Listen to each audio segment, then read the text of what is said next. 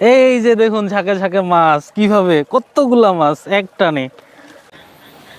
High, পূজা উপলক্ষে বাড়ি আসছি। সো গভীর নিম্নচাপের ফল হচ্ছে যে বাংলাদেশের সব জায়গায় পড়ছে, আমাদের এলাকাতেও পড়ছে। তো এখানে হচ্ছে গতকাল রাত থেকে প্রচুর বৃষ্টি হচ্ছে। বৃষ্টিতে মোটামুটি পানি জমছে আমাদের এলাকায় ভালোই।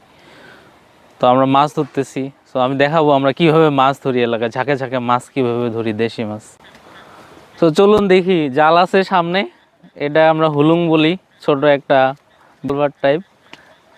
দুই ধান ক্ষেতের মাঝখানে, এই পাশের পানি ওই পাশে যাচ্ছে, মাঝখানে হচ্ছে যে কিছু ধান লাগাইছে, ধান গাছ উঠায় ওই জায়গাটা মাছ মারার জন্য উপযুক্ত করা হয়েছে। তো চলুন দেখা যাক।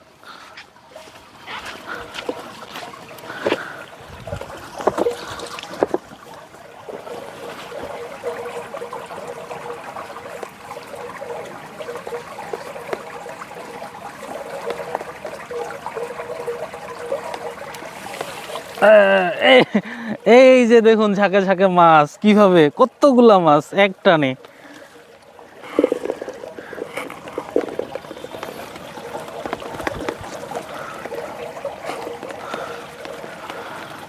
মজা না? এই যে একটা ট্যাংরা মাছও দেখছি আমরা।